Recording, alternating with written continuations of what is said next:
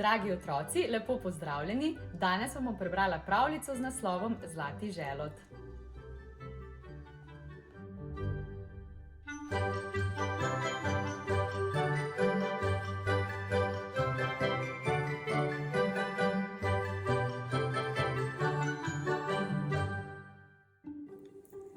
Veverica je neznansko uživala v tem, da je vedno najhitrejša.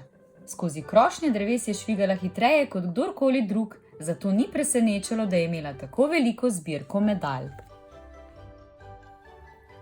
Najbolj je bila ponosna prav na medalje vsakoletnega lova na zlati želod.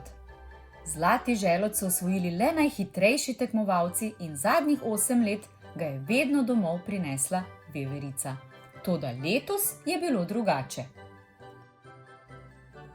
Jutrišnjega lova na zlati želod se lahko udeležijo samo ekipe. Veverica se je posmehovala. Jaz sem najhitrejša žival v gozdu, kaj mi bo ekipa? Ampak mi bi bili zelo radi v tvoji ekipi, Veverica, je vedro rekel zajec. Vi? Veverica je pogledala svoje prijatelje. Na prvi pogled res niso bili kaj prida tekači.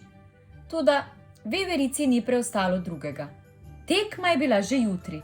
Z malce treninga bi se morda še dalo kaj rešiti. Ali pa tudi ne. Naslednje jutro je Veverica na štartni črti zbrala svojo ekipo. Zlati želod je zdaj skrit, je zavpil sodnik. Pripravljeni, pozor, zdaj! Žviz! Veverica se je pognala v tek in prehitela vse tekmovalce, celo svojo ekipo. Veverica, počakaj, so zavpili njeni prijatelji. Izgubili smo želvo! O, ta želva, je pihala Veverica in odhitela nazaj. Veverica je pograbila želvo, jo spustila nazaj na vejo in spet oddrvela naprej, a ne za dolgo. Veverica, počakaj, zapletli smo se.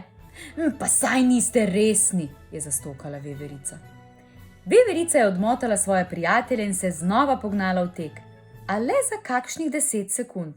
Veverica, počakaj, bober se je zataknil. Pa dajte no!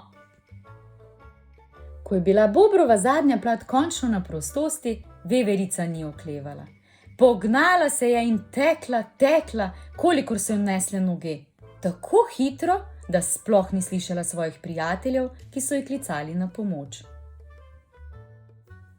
Preskakovala je hlode in veje, švigala skozi votla debla in krošnje dreves. Hitela je, da bi prva našla zlati želod, dokler ga ni zagledala. Veverica še nikoli ni videla tako velikega zlatega želoda. Povlekla ga iz skrivališča, potem pa se za hip ustavila. Kajti zlati želod je bil težak, veliko pretežak, da bi ga lahko nesla sama. Ona pa ni imela nikogar, ki bi ji pomagal. Ostala je sama s svojo zlato nagrado. Začela ga je potiskati, nositi in kotaliti, a je kmalu rabila počitek. Bila je utrujena in prepotena in osamljena. Ko je pogledala za svojimi prijatelji, ki so še vedno iskali želod, je spoznala, da jih je izgubila. Zlati želod bo moral počakati.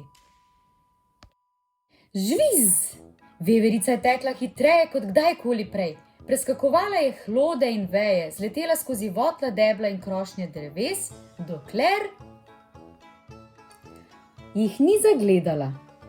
Močno se je morala potruditi vleči, potiskati, a njen trud je bil poplačan. Svoje prijatelje je končno dobila nazaj. Njena ekipa ni pritekla na cilj prva in ni osvojila nagrade, ampak to zdaj sploh ni bilo več pomembno. Za Veverico so bili prijatelji odslej vedno na prvem mestu.